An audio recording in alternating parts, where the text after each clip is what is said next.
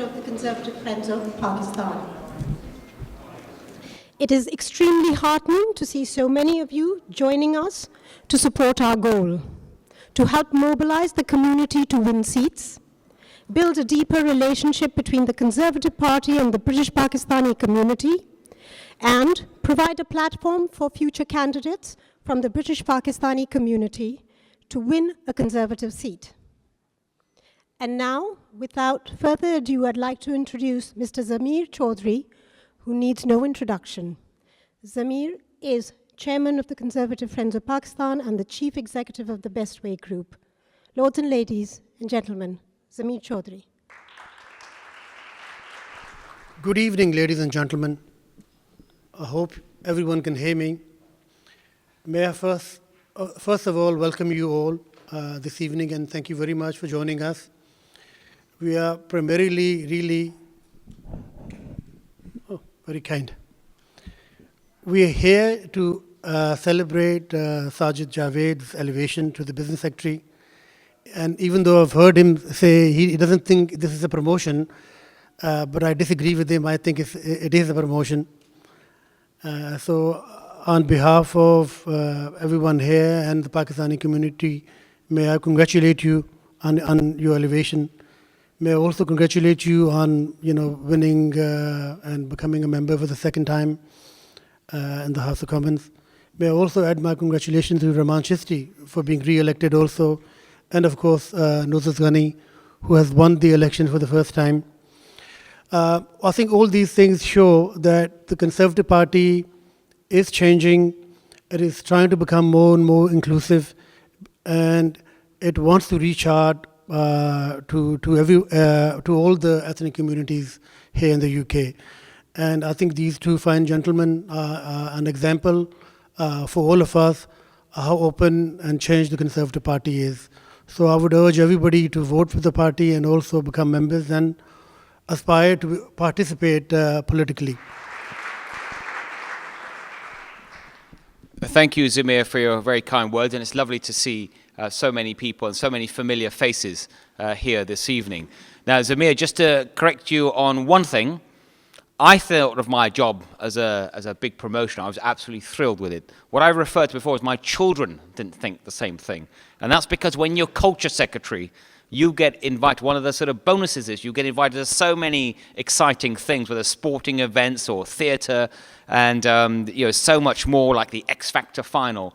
And for my kids, in my new role, I've tried inviting them to a behind-the-scenes tour of the Low Pay Commission, a tour of my department, and it doesn't quite cut it with them. And I did walk into the home one day about a week after I got my new job, right after the election, and I overheard my eldest daughter talking to one of her friends on the phone and saying, "Yeah, that's right, my dad's got a new job. Yep, he's been demoted." So children often have a different perspective on this, but obviously I was absolutely thrilled with the new role. But what I just thought I'd say in my few remarks is that it's very kind what you've said, Zamir, and others, and Saeed, and so many people here today about my role and wanting to mark that. And of course, that's very moving. I'm really pleased to be here. But I think this is an opportunity to also talk about the role of so many British Pakistanis throughout British society, but especially I think maybe an opportunity for us to focus on the young people, young British Pakistanis growing up in our great country here today, and they think about the opportunities that they have to look forward to. And first I'd say, as they've seen with myself and Raymond and Tariq Ahmed and others here, Nusrat's not here with us today, that the world of politics, not just in the Conservative Party, but to be fair, in the Labour Party, and not quite the Lib Dems yet, but it's open up to people of all backgrounds, all faiths, and that's absolutely the right thing for our country. And they can then look at that and say whether they want to be in politics, whether they want to be in business, whether they want to be in medicine, in education, whatever it is that they want to do, as long as they put in the effort, you can achieve it in Britain. And that's what I think makes this country so special. And that's why I know so many British Pakistanis love this country because you put in and you get out what you put in, and people will respect you for that. Thank you. Well, thank you so very much. And I've got to say, ladies and gentlemen, I wasn't expected to speak. But when you've had the Secretary of State speak, I think there's not much I can say.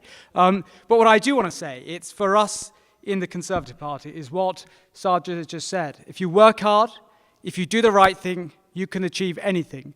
And look, for me, I come from a very modest background. My father was an imam. And from a son of an imam to a member of parliament in my hometown is the Conservative Party, which gave me a chance to achieve. And that's what I say to each and every one here. You know, the story where, you know, for Pakistanis around the country, for Pakistanis around the world, they have a hard work ethos. They work hard, resilience, determined, persevere. And you know what? Those are the same ideals and values within their own Conservative Party. Good evening and assalamu alaikum, ladies and gentlemen. Well, what can I say? I mean, being here with a friend, Sajid, and Rahman, it's actually quite a moving occasion for all the points that have been illustrated by both Sajid and Rahman as well. But if I could just begin with, first of all, acknowledging the incredible work that goes behind the scenes with Conservative Friends of Pakistan. I know when this was an idea which was first concocted, that was an idea perhaps that was, it's the right thing to do. Let's get this going. Let's get this organization set up. But it does need true drive, true aspiration and ambition to achieve what we see here this evening. And that's in no small regard to the excellent and immense efforts that have been made by the chairman of Friends of Pakistan. And I think we all acknowledge the incredible work and talents that is Zamir Chaudhry. Congratulations, sir. It's very good to be here. In fact, this morning when I was getting dressed, I thought, what is the highlight of my day? It was going to be this evening. So I put on my special tie. Looking around the room, I don't see anyone else wearing the special tie, but hopefully I'm not blending in too well with the backdrop. Look, for those of you that heard the Prime Minister's speech on Wednesday of this week, and the Secretary of State has alluded to it, you'll know that this party, the Conservative Party, is open for business. Whether you are from the north or from the south, whether you're black or white, rich or poor, whether you are a Muslim or a Christian or a Jew or have no faith whatsoever, we are the party that is accessible and open to you. Now, we have a tremendous track record as a party. We were the first party to have a woman Prime Minister. We were the first party to have a Jewish Prime Minister. We hope one day, Secretary of State, we will be the first party to have an Asian Prime Minister. I don't see why not. If anyone can, this party can. Thank you very much. I'm gate crashing. I'm not on the list, and I haven't come here with a beautifully crafted speech of the sort I have no doubt Sajid gave you earlier, although I apologize, Sajid, I missed it. But if it's anything like your usual speeches, it would have been magnificent. And I agree. I think you'd be a very careful man or woman not to put just a small stake on this man one day. Taking the top job in this country. Look, there are a lot of people here I can see and who I know who are Pakistani friends of the Conservative Party. And as a Conservative, I feel a very strong link to Pakistan for all kinds of reasons. Half my family, the best half of my family, I could say, are from Pakistan.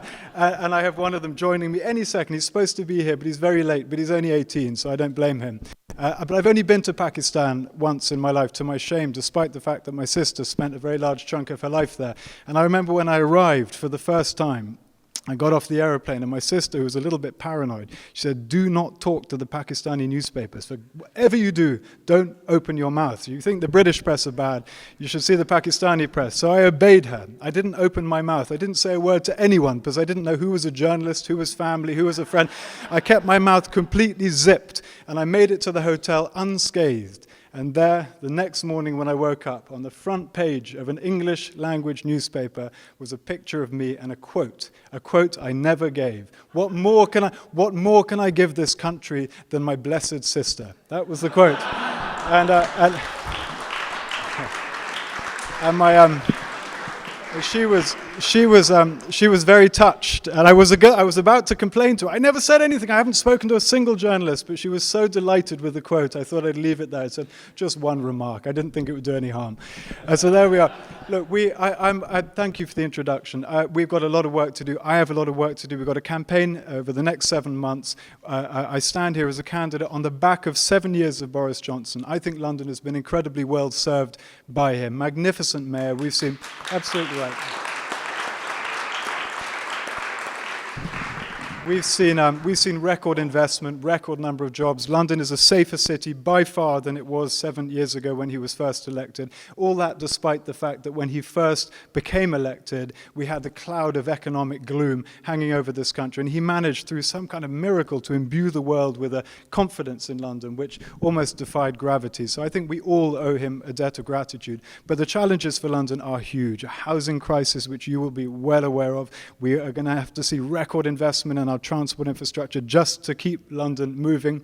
We're going to need to get to grips with the fact that the police face really serious cuts over the next 4 years. We're going to have to find a way to get a lot more from a lot less to maintain Boris's record of keeping London safe. The challenges are huge.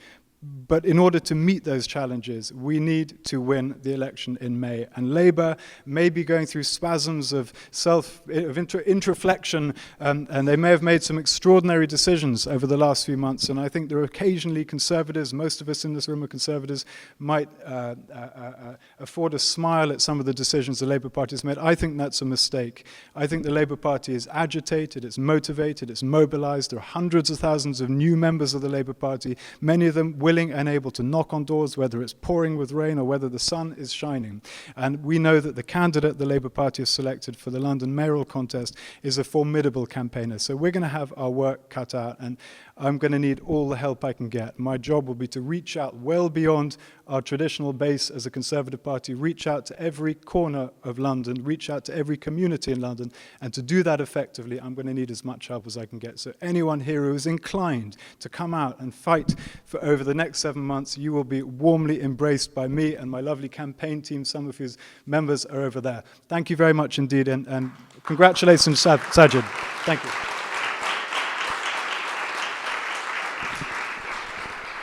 Thank you, Zach. Before I request His Excellency to come in, give a few words, I would like to request, I know he doesn't know that he's coming on, James Khan. I couldn't resist having him come and give us a few words. All I can say, Zach, is I know the feeling. I wasn't planning to be here either. Ladies and gentlemen, good evening. I'm delighted to be here this evening. All I can say is I'd just like to echo some of the comments made by the previous speakers. I know that Sajid's appointment as Secretary of State has been a real inspiration to me, and I think for most of us in the Asian community, to see one of our own to be prospering at the level he has, I think not only is it fantastic for this country, but I think it's fantastic for our community. And I think it gives us all hope that recognizing that this country does provide amazing opportunities to people who really believe in what they want to do. And I think if you have the integrity, the professionalism, and you genuinely want to do a good job, I think Sajid is a fine example of what can be achieved. So certainly let me wish you every success, and I know we're all very proud of you, Sajid. I think, Zach, what can I say? I think there's no question in my mind that what the Conservatives have done for this country with the landslide election, that certainly you have my support. And if there's anything I can do to support you, you can rely on me. And if that means I've got to go back on Dragon's Den and do more deals, I will definitely do that for you. The one only thing I wanted to kind of close on is, whilst I think there's a lot of good stuff here and we're congratulating some of the successes, the one thing that really keeps me up at night, that worries me about some of the challenges that our community faces in terms of some of the problems that we have abroad with Muslims and Islamophobia, etc. And the thing that really concerns me is the one way I think we can absolutely address that challenge and get the brand of British Pakistani Muslims stronger in this country is I think we need to be a bit more united. I think there's so much good we do that is not publicized, that we don't speak loudly enough about. And all we seem to hear and we read consistently is about some of the problems there are, some of the issues there are. What I'd like to see is us being noticed for some of the good things we do, because as a community, I think we make an amazing contribution to this country. Thank you so much. Assalamu alaikum and good evening to all of you. The director outreach, who was attired in his green tie, looked very dapper, but I think we also did some right choice of color. It's good to see the conservative Friends of Pakistan becoming very active. Last week I was at a function at Manchester, and this week again here in London. So thank you, Mr. Zamir Chowdhury, for your leadership. Right Honorable Sajid Javid, we are here to celebrate your success. You are truly the role model for the community. We are proud of you. We are not only proud of you, but we are proud of all others who happen to be under this one roof from Pakistani origins, be it Lord Tariq, be my friend Rahman Chishti, who is the chair of the AAPG group on Pakistan, be it other councillors, mayors. Of course, I will be remiss if I do not mention Zamir Chowdhury himself, Sir Anwar Parvez, James Khan, and the list goes on. Of course, Asif Rangoonwala, and the list goes on. If you look under this one roof, it's a truly proud moment for me as the High Commissioner for Pakistan that we have so many successful people representing businesses, banking, financial services. So I think we are truly a best representative community which is contributing towards the development of your beautiful country. So I would say thank you, diaspora, for being a wonderful community.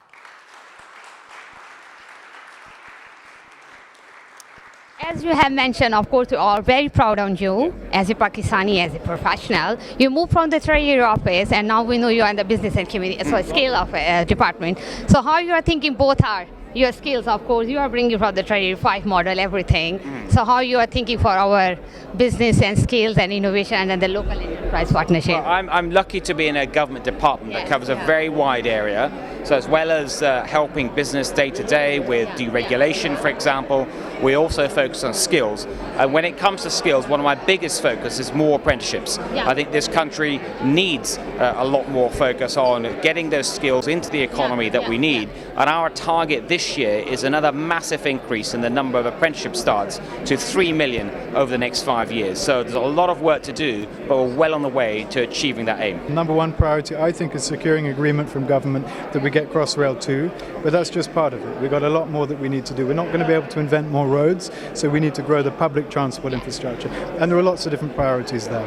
But it's not just a transport issue. The biggest crisis in London is housing. And if you want to deliver more housing, it's by growing the transport network. When you improve transport, you unlock land which is not developed, and that's how you deliver the housing you need. So housing and transport go together.